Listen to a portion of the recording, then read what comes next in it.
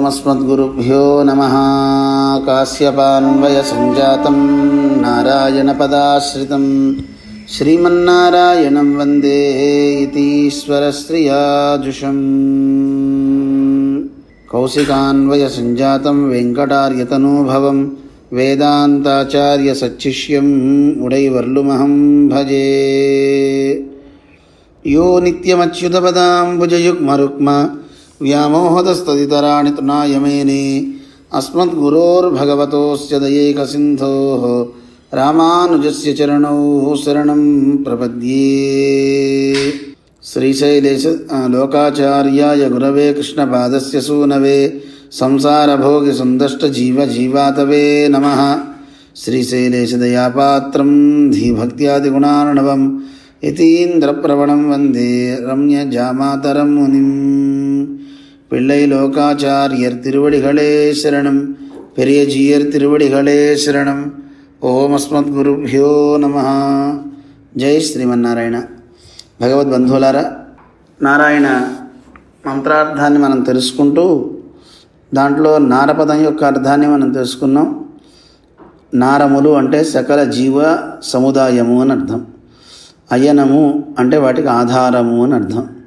దాన్ని రెండు రకాలైనటువంటి సమాస వ్యుత్పత్తులతో మనకి నిరూపించారు. తత్పురుష సమాసం ఒకటి, బహువ్రీహి సమాసం ఒకటి. తత్పురుష సమాసం చేత ఏం తెలుస్తుంది అంటే నారములకు ఆధారమైనవాడు అని అర్థం అవుతుంది.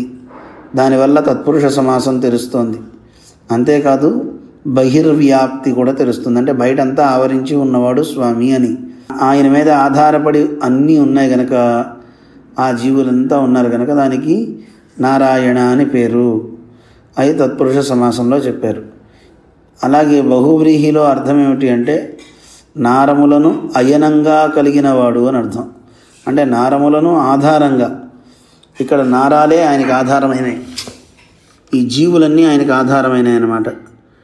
అందువల్ల ఇక్కడ అంతర్యామిత్వాన్ని చెప్తున్నారంటే ఆ లోపల ఉండేటువంటి ఆ తత్వాన్ని చెప్తున్నారంటే ఒకటి బహిర్వ్యాప్తి, ఇంకోటి అంతర్వ్యాప్తి. ఈ బహిర్వ్యాప్తి అయినప్పుడు తత్పురుష సమాసం, అంతర్వ్యాప్తి లోపల వ్యాపించి ఉండేటప్పుడు బహువ్రీహి సమాసం. ఈ రెండు మనకి ఇక్కడ దాకా అర్థమైతే ఆ తర్వాత పైకి వెళ్ళిన తర్వాత బయట వ్యాప్తిలో గుణాలన్నీ కూడా ఆయన మీద ఆధారపడి ఉండడం ఏ లోపం లేదు. కానీ అంతర్వ్యాప్తి దగ్గరికి వచ్చేసరికి గుణాలన్నీ కూడా అందులో కూడా ఆయన వ్యాపించి ఉంటాడు అని చెప్పకూడదు. అలా చెప్తే రెండు దోషాలు వస్తాయి అని చెప్పారు. ఒకటి ఆత్మాశ్రయ దోషము, రెండు అనవస్థ అని రెండు దోషాలు ఏర్పడతాయి అన్నారు. ఎందుకంటే అంతటా వ్యాపించి ఉండేటువంటి ఆ సర్వేశ్వరుడు ఈ గుణాల్లో కూడా వ్యాపించి ఉండాలి. అలా గుణాల్లో వ్యాపించి ఉన్నాడు అని చెప్తే మరి ఆయన గుణ విశిష్టుడు కదా, గుణాలు ఎప్పుడు కలిగి ఉంటాడు కదా. అలా గుణాలు కలిగి ఉన్న సర్వేశ్వరుడు మళ్ళీ ప్రత్యేకంగా గుణాల లోపల వ్యాపించి ఉంటే తనకి తానే ఆధారమై ఉండాల్సి వస్తుంది కనుక అది ఆత్మాశ్రయ దోషము అని ఒకటి చెప్పి, రెండవది అనవస్థ. ఈ అనవస్థ దోషం చూడండి ఎలా ఉంటుందో. ఇప్పుడు పరమాత్మ ఎలాంటి వాడు అంటే కేవలం పరమాత్మ ఒక్కడే ఉండడు, పరమాత్మ గుణాలతో కూడి ఉంటాడు. అందుకే గుణ విశిష్టుడు అంటారు. ఇప్పుడు ఈ గుణాల లోపల కూడా ఆయన ఉండాలి అంటే ప్రతి గుణంలోనూ ఆయన వ్యాపించి ఉంటే మరి గుణాలు కలవాడు అంటున్నారు కదా, అప్పుడు ఆ లోపల ఉన్న గుణాల్లో కూడా ఆయన వ్యాపించి ఉన్నాడా? వ్యాపించి ఉండాలి. అలా వ్యాపించేటప్పుడు మళ్ళీ గుణ విశిష్టుడయ్యే కదా వ్యాపించి ఉండాలి. అప్పుడు ఆ గుణాల్లో కూడా ఆయన ఉండాలా? ఇలా చెప్పుకుంటూ పోతే అలా వస్తూనే ఉంటుందండి. దానికి అనవస్థ అని ఒక దోషం ఏర్పడుతుంది. అందుకే అంతర్యామిత్వాన్ని చెప్పేటప్పుడు ఈ గుణాలలో వ్యాపించి ఉంటాడనేది కాస్త చెప్పక్కర్లేదు, గుణాలను వదిలిపెట్టండి. తత్పురుష సమాసం చేత గుణాలు ఆధారపడి ఉంటాయి ఆయన మీద, అంతవరకు చెప్పుకుందాము అని చెప్పారు. ఈ రెండు మనకి బాగా తెలియాలి. ఆ తర్వాత ఇంకా నారపదం అంటే ఏమిటి, వాటిని వివరిస్తున్నారన్నమాట. ఈ నారాయణ పదం యొక్క ప్రభావం ఎలా ఉంటుంది అంటే ఇన్నముం ஒரு ప్రకారத்தாலும் இந்த పదద్వయ ఫలితంగళై అరుళి செய்கிறார். ఇంకా కూడా ఈ రెండు రకాల అయినటువంటి వ్యుత్పత్తుల చేత మనకి ఇంకా అంటే రెండు సమాసాలు చెప్పారు కదా, తత్పురుష బహువ్రీహి. వీటి వల్ల తెలిసింది ఏమిటి అంటే అంతర్యామిత్వము, ఉపాయత్వము ఉపేయత్వము ఆఘవుమాం. బహువ్రీహి చేత మనకి తెలిసేది ఏమిటి? అంతర్యామిత్వము, ఆయన లోపల వ్యాపించి ఉన్నాడు అని. అలాగే ఉపాయత్వం ఉపేయత్వము, ఉపాయము ఉపేయము అనేది కూడా తెలుస్తోంది. ఎలాగా చెప్తున్నారు? అదావదు బహువ్రీహియం தத்புருஷனுமாகிற உபய சமாசத்தாலும் பலித்தது அந்தர்யாமி பிராமணாதிகளில் சொல்லுகிறபடியே அகில சேதனா சேதனங்களிலும் அந்தராத்மதையா அவஸ்திதனாய்கொண்டு நியந்தாவாய் இருக்கையாகிற అంతర్యామిత్వము. ఈ బహువ్రీహి చేత తత్పురుష సమాసం చేత తెలుస్తుంది ఏమిటి అంటే, దానివల్ల ఫలం ఏమిటి అంటే అంతర్యామి బ్రాహ్మణము అనే ఉపనిషత్తులో ఏం చెప్తున్నారు? అఖిల చేతనా చేతనంగళిలం అంటే సమస్తమైనటువంటి చేతనాల్లోనూ అచేతనాల్లోనూ అంతరాత్మతయా అవస్థితనాయికుండు, ఆ లోపల అన్నిటి లోపల తాను వ్యాపించి ఉండి నియంతావా ఇరుక్కయ్యాగిరా వాటికి నియంత అయ్యి వాటిని నియమిస్తూ ఉంటాడనమాట. అలా ఉండేటువంటి అంతర్యామిత్వాన్ని చెప్తున్నారు. అలాగే ఇన్ గతవ్ ఎన్గిర ధాతు విలేయాదల్ అయగతవ్ ఎన్గిర ధాతు విలేయాదల్ సిద్ధమాన అయన పదத்தில் కరణే వ్యుత్పత్తియాலும் కర్మణి వ్యుత్పత్తియాலும் ప్రకాశితమాన ఉపాయత్వం ఉపేయత్వం ఆగమమాం ఎన్గై. ఇక్కడ 2 రకాలైన ధాతువులు చెప్పారు. ఆ 2 ధాతువుల్లో ఇన్ గతవ్ అని ఒక ధాతువు, అయగతవ్ అనే ధాతువు చేత అయన అనే పదం ఉంది కదండి, నారాయణాయ అంటాము. కానీ నారాయణ పదంలో నారా ప్లస్ అయన నారాయణ, ఈ అయన పదం చేత మనకి తెలిసేది 2 ధాతువులు చెప్పారు. ఒకటి కర్మణి ఉత్పత్తి, కరణే వ్యుత్పత్తి. కరణే వ్యుత్పత్తి చేత ఒక అర్థం తెలుస్తుంది, కర్మణి వ్యుత్పత్తి చేత ఒక అర్థం తెలుస్తుందండి. ఏం తెలుస్తుంది అంటే కరణే వ్యుత్పత్తి చేత ఈయనే ఉపాయము అని తెలుస్తుంది. ఏమని చెప్తుంది? ఇన్ గతవు అంటే దీని చేత పొందబడునది అని అర్థం అన్నమాట.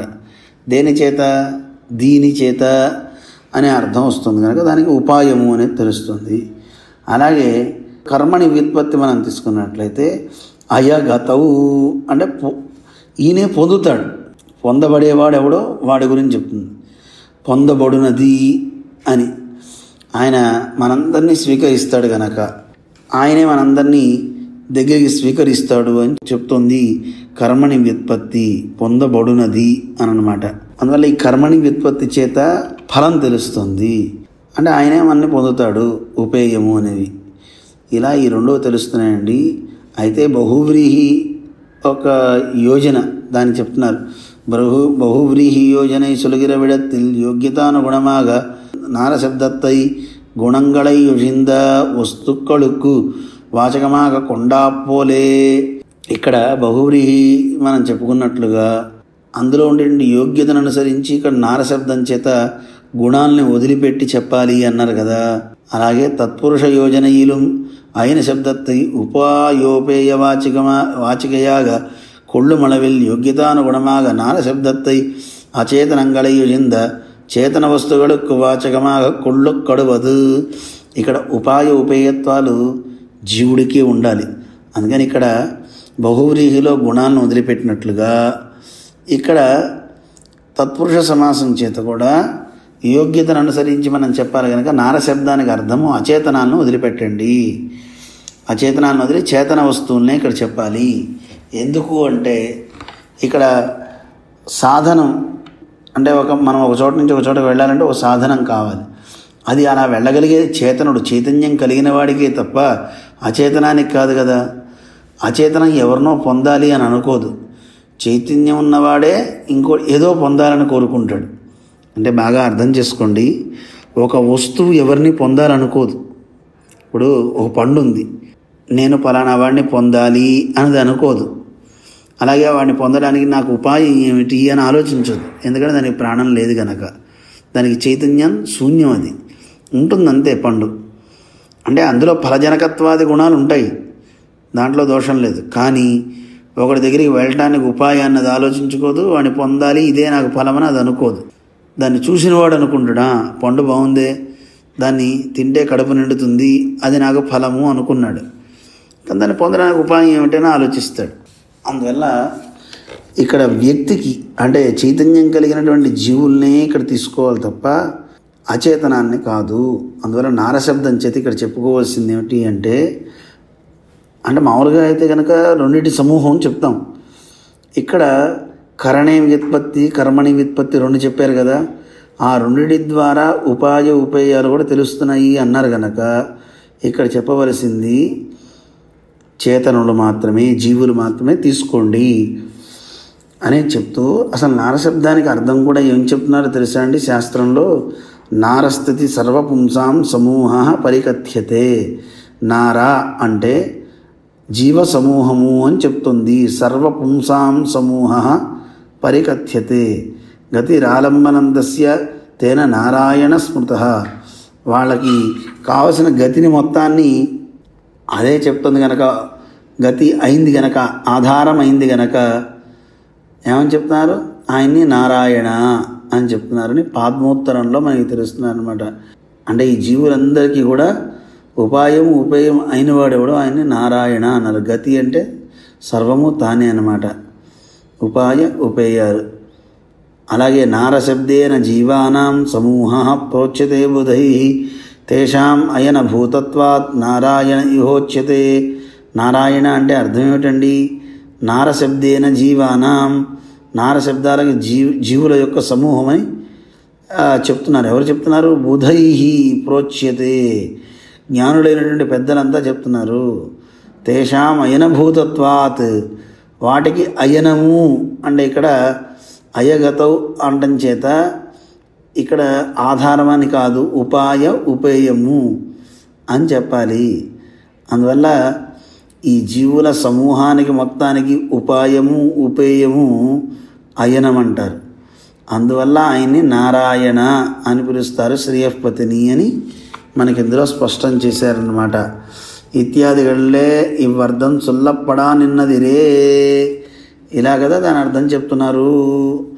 కర్మని వ్యుత్పత్తి సిద్ధమాన ప్రాప్యత్వత్తుకు సంకోచమిల్లామయ్యాలే సర్వప్రకార విశిష్టమాయిరుక్కయ్యాலும் బంధులాభమం ప్రాప్యమాయిరుక్కయ్యాலும் ஈஸ்வரனுடைய சர்வவித பந்துத்வம் இப்பதத்திலே சொல்லும்படியே అరుళి செய்கிறார் ఎంబిరానిన్ను తొడంగి.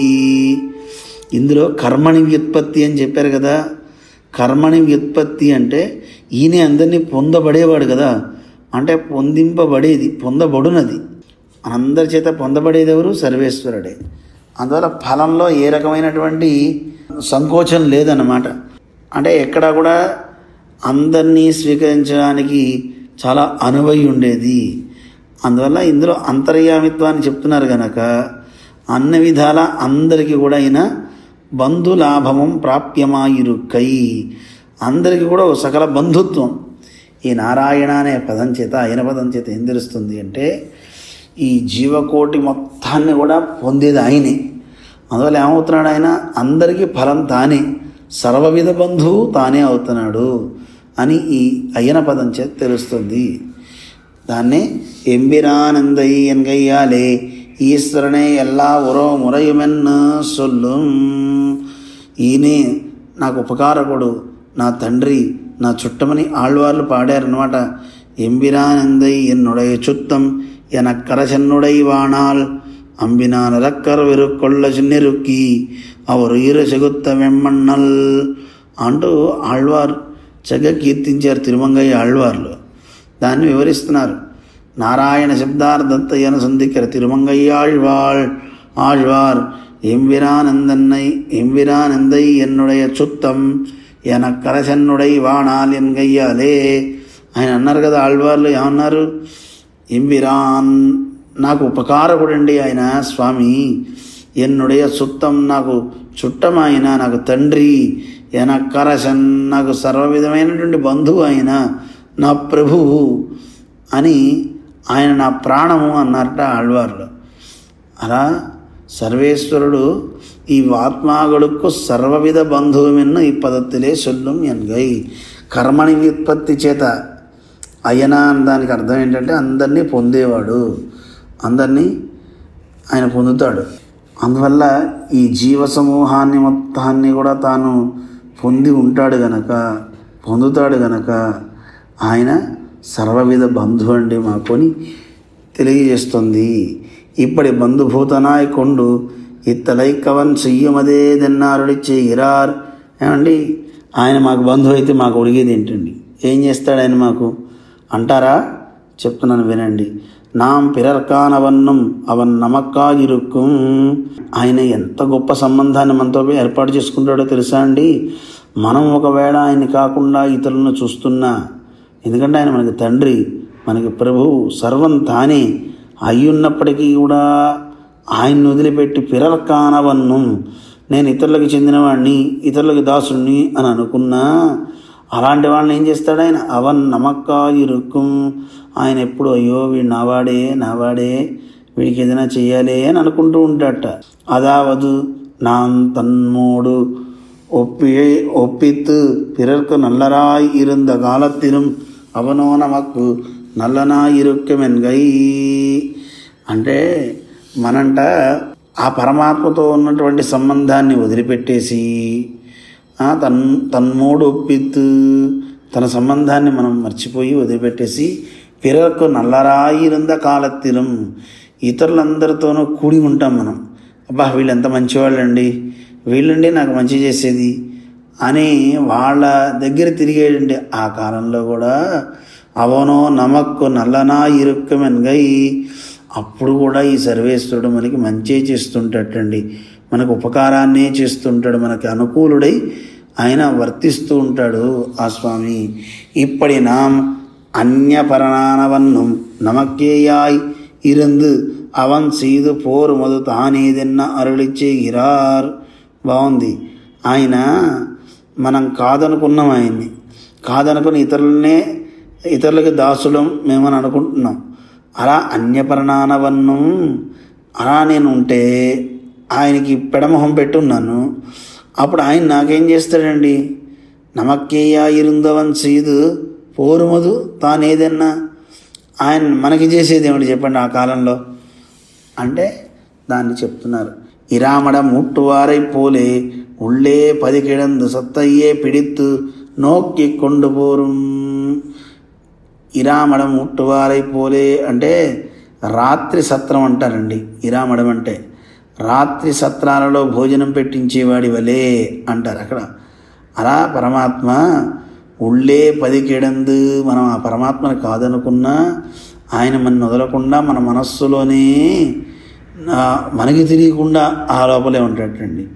పిడిత్తు నోక్కికొండు, తెలియకుండా ఉండి మనకి రక్షిస్తూ ఉంటాడు అనమాట. నోక్కికొండు అలా రక్షిస్తుంటాడు, అలా రక్షిస్తున్నట్లుగా అని చెప్పారు. ఆ లోపల ఉండి ఏం చేస్తాడో చెప్పారు. దాన్ని మనం వివరంగా తెలుసుకోవాలంటే మా ఉడేవారు స్వామి చక్కగా చెప్తూ ఉండేవారు. ఒకసారి ఒక తండ్రి గారితో ఒక కుమారుడు గొడవ పెట్టుకున్నట్ట. నాకేం అక్కర్లేదు, నీ రూపాయి నేనేం తిన్నాం, ఒక్క ₹1 కూడా కట్టుబట్టలతోనే వెళ్ళిపోతున్నా అన్నట్ట. కట్టుబట్టలు మాత్రం తండ్రివే కదా, అయినా సరే తండ్రి డబ్బులు నాకు వద్దన్నట్ట. మాట వచ్చింది తండ్రికి పిల్లవాడికి. తల్లి నచ్చ చెప్తున్నా వెంటల్లా, నేను వెళ్ళిపోతా అయితే ఇంట్లోంచి అన్నాడు పిల్లవాడు. తండ్రి నిర్మోహమాటంగా పోతే పో అన్నాడు. పిల్లవాడు వెళ్ళిపోయాడు. వెళ్ళిపోయిన తర్వాత తల్లి బాధపడి తండ్రితో ఉంటుందట, ఏమండి ఇలా చేస్తే వాడు ఎక్కడికి పోతాడు, వాడు ఎలా అంటే ఆకలిస్తే వాడే తిరిగి వస్తాడులే ఓయ్.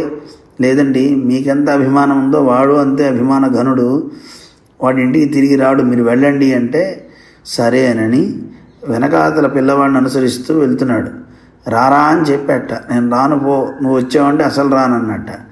అందుకని తండ్రి ఆ పిల్లవాడికి తెలియకుండా వెనకనే అనుసరిస్తూ వెళ్తున్నాడు. ఉదయం బయలుదేరాడు, సాయంత్రం దాకా తిండి లేదు ఆ పిల్లవాడికి. ఆఖరికి కడుపు మాడిపోయి ఒక అరుగు మీద నిద్రపోతున్నట్ట. నీళ్ళు ఇచ్చే నాదుడు లేడు. ఇంట్లో అయితే బతిమిలాడి పెడతారు, బయట ఎవరు పెడతారండి? అలా ఉండేటండి ఆ పిల్లవాడికి భోజనం పెట్టడానికి. ఎలా నేను ఇస్తేనా తినడే, ఎవరైనా ఇస్తేనా నేనే ఇచ్చి పంపించాను అనుకుంటాడు, తినడు, ఏం చేయాలి అని ఆలోచిస్తూ ఉంటే ఈ పిల్లవాడు సరిగ్గా పడుకున్నది ఒక మఠంలో. రాత్రి భోజనం పెట్టే సత్రం అన్నమాట. బాటసార్ల కోసం భోజనం వండి పెడుతుంటా అన్నమాట. అంటే ఉదాహరణకి మన రామానుజ కూటాల్లాగా. వెంటనే తండ్రి చూసి వెనక నుంచి ఆ ఇంట్లోకి వెళ్ళేట. ఆ ఇంటి యజమానికి చెప్పేట, అయ్యా మా అబ్బాయి బయట పడుకున్నాడు, వాడు అభిమాన ఘనుడు, నేను ఇచ్చానంత ఇస్తే తినడు, మీకు రోజు ఎంతైతే అంత ధనాన్ని నేను ఇస్తాను, వాడికి భోజనం పెట్టించి చదువుకోవడానికి కావాల్సిన వసతులు ఏర్పాటు చేయండి, వాడికి కావాల్సిన పుస్తకాలకు కానీ ధనాన్ని కానీ మీరు ఇవ్వండి, కానీ నేను ఇస్తున్నట్టు చెప్పకండి, మీరు ఇస్తున్నట్టే చెప్పండి అని ఆ తండ్రి ఆ పిల్లవాడి యోగక్షేమాలు చూస్తూ ఉన్నట్ట. వెంటనే ఆ యజమాని తలుపు తీసి బయటికి వెళ్ళి, అయ్యయ్యో పిల్లవాడా, చలిలో పడుకున్నావా, రా లోపలికి అని వేడి నీళ్ళు పెట్టి వాడికి స్నానం చేయించి భోజనం పెట్టి కట్టుకోవడానికి నూతన వస్త్రాలు ఇచ్చేట. ఎంతో ఆనందపడిపోయాడు వీడు. ఆహా, మా ఇంట్లో ఉండే కంటే మీ దగ్గర ఉంటే ఎంత మంచిది, మా నాన్న కంటే మీరే మంచివారు, ఇంకో జన్మ అంటూ ఉంటే మీకే పుడతా అనుకుంటున్నట్ట వీడి పిల్లవాడు అంటున్నట్ట. వింటున్నాడు యజమాని, హోటల్ యజమాని. కొన్ని రోజులైన తర్వాత ఈ మాట మాట్లాడగానే కోపం వచ్చి, ఛీ ఆపు, నీలాంటి వాడు పుడితే ఎప్పుడో నేను గంగలో పారేసేవాడిని అన్నట్ట. అదేమిటి అలా అంటారు, ఇన్ని రోజులు బాగానే చూశారు కదా, ఒరే నేను నీకు ఇంత మర్యాదగా తీసుకొచ్చి పెట్టానంటే కారణం ఏమిట్రా, ఎలా పెడుతున్నాను అనుకున్నావు, ఎక్కడి నుంచి తెస్తాను అనుకున్నావు ధనాన్ని, ఎవరిచ్చారు మీకు ఈ ధనం అంటే, మీ నాన్నరా, తన పేరు చెప్పొద్దన్నాడు, నువ్వు కడుపు నిండితే నీకు చాలు, వాడు చదువుకుంటే చాలని నీ తండ్రి నీ గురించి బాధపడుతున్నాడు రా అని చెప్పా. కానీ వాడికి అప్పుడు కలగలేదట. అలా సర్వేశ్వరుడు కూడా ఆయన్ని మర్చిపోయి మనం ఇతర దేవతల దగ్గరకో ఇంకోటి దగ్గరకో వెళ్ళి శరణాగతి చేస్తూ మీరే మాకు రక్షకులు అని ఇలా ప్రార్థనలు చేస్తూ ఉంటే పరమాత్మ అనుకుంటాట, అయ్యో వీడేంటి ఇలా వెళ్తున్నాడే, సర్లే వాడు అలా వెళ్తున్నాడు కనుక వాళ్ళ ద్వారానే ఫలాన్ని ఇప్పిస్తాలే అని ఆ దేవతలకి స్వామి ధనాన్ని ఇస్తాట. ఇచ్చి ఇదిగో వాడికి కావాల్సినవన్నీ ఇవ్వని అంటాడు. అందుకే వాళ్ళు ఇచ్చేవన్నీ పరిమితమైనవే, వాళ్ళ దగ్గర ఎక్కువ ఉండవు. అంతవత్తు ఫలంతేషాం తద్భవత్యల్పమేధసాం అంటారు. అల్పమేధ కలిగిన వాళ్ళు చిన్న చిన్న వాళ్ళని పట్టుకుని వాళ్ళ దగ్గర నుంచి తీసుకొని దాన్ని వాళ్ళు వినియోగించుకుని ఉంటారు. అది ఎంతవరకు ఉపయోగపడుతుంది? అందులో సర్వేశ్వరుడు చూడండి ఎంత గొప్పవాడో. ఇలాగే పరమాత్మ కూడా వెనకాతలు ఉండి ఆ దేవతల ద్వారా మన కార్యాలని సఫలమయ్యేలా చేస్తాడండి. అంత గొప్పవాడు సర్వేశ్వరుడు అని நேர் கொடுநேர் தங்கள் பக்கல் வந்து அபேட்சிதங்களை வாங்கி ஜீவியாதே துர்மானத்தாலே பட்டினியே திரியும் அவர்களையும் விடமாட்டாமையாலே அசரறியாதபடி ராத்திரி மட்டத்திலே భుజిప్పిప్పారై పోలే. నేర్ కొడు నేర్ అంటే సాక్షాత్తు తంగళ్ పక్కల్ వందు తన వద్దకు వచ్చేసి స్వామి దగ్గరికి వచ్చి కావలసిన వాటన్నింటినీ అడగచ్చు కదా. అపేక్షితంగా వాంగిజీవ్యాదే, స్వామి నాకు ఇవి కావాలి ఇవి కావాలని అడుగు. ఆర్తో జిజ్ఞాసుర్ అర్ధార్థి జ్ఞానీచ భరతర్షభాని గీతలో స్వామి చెప్పాడు కదా. ఈ 4 కావాల్సిన వాళ్ళు ఎవరైనా సరే తననే అడిగితే తనకెంతో సంతోషం. ఆయన అడగకుండా ఎక్కడికో వెళ్ళి అడిగితే ఆయన బాధపడతాడనమాట. కానీ అలా వచ్చి అడగచ్చు కదా. కానీ వీడు అడగడు. ఎందుకని? దుర్మానత్తాలే పండినియే. వీడికి ఒక అభిమానం, నేనేంటి ఆయన దగ్గరికి వెళ్ళి అడగడం ఏంటి, నేను అడగను అనే ఒక అహంకారం వీడికి. అది ఉండడం చేత వీడు ఆయన్ని వదిలిపెట్టేసి ఇంకోళ్ళని ఉన్నో వెళ్ళి అడుగుతున్నాడు. అలా ఉన్న దశలో ఎవ్వరికీ తెలియకుండా అసలు అరియాధపడి రాత్రి మఠత్తిలే భుజిప్పిప్పారై పోలే, రాత్రి మఠంలో తినిపించేవాడి వలే సర్వేశ్వరుడు కూడా ఏం చేస్తాడు, మనకు అలా అన్నిటినీ వాళ్ళ ద్వారానే ఇప్పిస్తారు. తన్ పక్కల్ తలైచాయోమ్యన్ இருந்தவர் స్వాతంత్ర్యం అడిత్ తిరియానిర్క. తన్ పక్కల్ అంటే పరమాత్మ విషయంలో నమస్కారం కూడా చేయట్లేదట. అయ్యో సర్వేశ్వరుడే గొప్పవాడే, ఈయనకి నమస్కరించాలనే జ్ఞానం వాళ్ళకి లేదు. అలా ఉండి స్వాతంత్ర్యం అడిత్ తిరియానిర్క, స్వాతంత్రం, మేము చాలా గొప్పవాళ్ళం అండి, స్వతంత్రులం. కోన్యోస్తి సదృశో మయా, నాతో సమానుడెవడు, ఆడియోపి జనవానస్మి అంటాడు కదా గీతలో కృష్ణుడు. మా వంశం ఎంత గొప్పదో చూడండి, నా వీర చరిత్ర ఎంత గొప్పదో చూడండి అంటూ డాంభిక ప్రవృత్తితో ఉంటారే తప్ప సర్వేశ్వరు దగ్గరికి రారు. అలా ఉన్నటువంటి వాళ్ళ దగ్గరికి అవர்கள் కణ్ కాణాదపడి వాళ్ళ కళ్ళకు కనపడకుండా అంతరాత్మవాయి కొండు అంతరాత్మగా ఉండి ఎక్కడుంటాడు? உள்ளே மறையாயிருந்து இவர்கள் சத்தையே துடுங்கி రక్షిక్కు కొండు పోరు మెన్నై.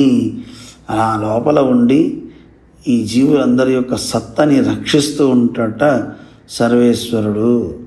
ఇందాక చెప్పారు కదా, ఏమండి ఇతర దేవతల దగ్గరికి వెళ్ళినా స్వామి రక్షిస్తాడన్నారు. ఎలా అండి అంటే ఇదిగో ఇలాగేనండి, అక్కడికి పోయినా వాళ్ళతోనే ఇప్పిస్తాడు సర్వేశ్వరుడు. ఏమండి మా వాడు వచ్చాడు ఇవ్వండి కొంచెం అంటే వాళ్ళు పరమాత్మ యొక్క అనుగ్రహం కోసం వాళ్ళు ఆ పని చేస్తారు. కానీ నిజానికి ఎవరిస్తే అన్నీ ఇచ్చినట్టు? గురువుగారు ఆ నారాయణుడు మనకు అందిస్తే అన్నీ వచ్చేస్తాయండి. ఆయనే ఇస్తాడు, సర్వేశ్వరుడే ఆచార్య రూపంతో కూడా తానే వచ్చి మనకు అన్నీ అందిస్తాడు, నేరుగా తానే మనకి ఇస్తాడు. అలాంటి గొప్ప దృష్టాంతాన్ని మనకి తెలియజేశారనమాట. లభతే చ తతః కామాన్ మయైవ విహితాన్. హితాన్ అని కదా గీతలో స్వామి చెప్పాడు. నేనే వాళ్ళకు కావాల్సినటువంటి హితాలన్నింటినీ నేనే ఇస్తాను అని చెప్పాడు. இனி இதில் விபக்தியம் சத்தாலே கைங்கரியத்தை ప్రార్థిక్కినబడియే అరళి చేయகிறார். ఇక అయన అనేది అయిపోయింది. నారాయణలో నారపదాన్ని అయన పదాన్ని చెప్పారు. ఇక నారాయణ ఆయా ఉంది కదండి, ఆయా అంటే చతుర్థీ విభక్తి. ఆ చతుర్థీ విభక్తి యొక్క ప్రార్థన, ఆయా అంటే కైంకర్యం కోసం మనం చేసే ప్రార్థన అన్నమాట. దాన్ని కూడా వివరిస్తున్నారు. ఈ ఆయా పదంతో మనకి ఇంకా ఆ తిరుమంత్రార్థం మొత్తం పూర్తయిపోతుందన్నమాట. ఆయా అంటే ఏమిటి? ఆయా ఎన్గిర ఇత్తాల్ చెన్నాల్ కొడయాం ఎన్గిరబడియే எல்லா அடிமைகளும் செய்ய வேணும் ఎన్నపేక్షిక్కిరదు. ఆయా అంటే అర్థం ఏమిటి అంటే అనేక రకాలైన కైంకర్యాలు చేయడం ఆ స్వామికి, దాన్ని ప్రార్థన చేయాలి అని అంటున్నారు. అయితే ఏమిటండి సేవ అంటే ఇక్కడ ఆయన కొరకు ఏం చేయాలి? సెన్నాల్ కొడయాం అని ఒక పాసురాన్ని ఇయర్పాలో ఆళ్వార్ పాడారు, మొదలాళ్వార్.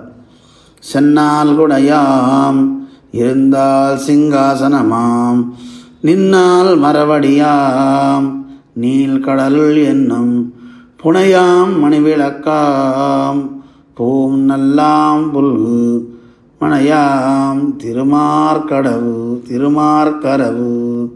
అని ఇందులో ఏం చేశారు? ఆ స్వామి అనంత ఆళ్వాన్ అంటారు ఆదిశేషుడు. ఒక్క ఆదిశేషుడు పరమాత్మకి ఎన్ని సేవలు చేసేట? ఆ స్వామి శ్రీమన్నారాయణుడు ఎక్కడికైనా వెళ్తే ఆయనకి ఛత్రమవుతాడు. సెన్నాల్ కొడయాం అన్నారు. ఇరుందాల్ ఒకవేళ కూర్చున్నాడు అనుకోండి, ఆదిశేషుడు ఏమవుతాడు? సింహాసనమాం, ఆయన సింహాసనం అవుతాడు. ఇంకా నిన్నాల్ మరవడియాం నిలబడితే పాదుకలవుతాడు. నీల్కడల్ ఎన్నం పునయాం ఈ సముద్రంగా ఉన్నటువంటి ఆ నీల సముద్రంలో ఆ స్వామి ఉంటే ఆయనకి తెప్పగా అవుతాడట ఆయన. అలాగే మణి విళక్కాం రత్న దీపం అవుతాడు ఆదిశేషుడు. పూం వల్లాం పుల్గు ఆయన సర్వేశ్వరుడికి వస్త్రాలు అవుతాడటండి. అలాగే ఆయన పడుకుంటే పర్యంకం అవుతాడు ఆదిశేషుడు. ఒక్క ఆదిశేషుడు ఎన్ని చేస్తున్నాడు చూడండి. అదే ఇందులో తెలియజేస్తున్నారు. ఆయా ఎన్గిర నిన్న చతుర్థీ విభక్తియాలే. ఆయా అంటే ఆయన కొరకు కదా. ఆ చతుర్థీ విభక్తి చేత ఏం తెలుస్తుంది? సెన్నాల్ కొడయాం ఎన్గిర పాటలు చెలిగిరబడియే. ఈ పాసురంలో ఏదైతే సెన్నాల్ కొడయామని చెప్పారో ఆ పాసురంలో చెప్పినట్టుగా తిరువంతాళ్వానునై పోలే ఆదిశేషుడి వలె సర్వవిధ కైంకర్యంగడం చెయ్య వేయడమెన్నో అపేక్షిక్కిరదన్గై అన్ని సేవలు చెయ్యాలి అనేది అపేక్షని చెప్తున్నారు ఇందులో. అయితే నమపదం ఏం చెప్తుందండి? ఏం కోరద్దని కదా చెప్తుంది. తనకి తానే చెందినవాడైతే ఇంకోటేదో కావాలని ప్రార్థన చేయడం తగునా? అది చెప్తున్నాను. నమస్సాలే తన్నోడు రవిల్లై ఎన్నవైత్ కైంకర్యర్తై ప్రార్థికోడుమో వెన్నెల్. అండ్ ఇలా ప్రార్థన చేయొచ్చునా అనేది ప్రశ్న వేసుకొని దానికి సమాధానంగా కూడా మళ్ళీ వారే చెప్తారు. అదేమిటో రేపు మనం చూద్దాం. ஓம் அஸ்மத்குருப்யோ நமः. பிள்ளை லோகாச்சாரியர் திருவடிகளே சரணம். பெரிய ஜீயர் திருவடிகளே சரணம். ஓம் அஸ்மத்குருப்யோ நமः. ஜெய் ஸ்ரீமன்னாராயண.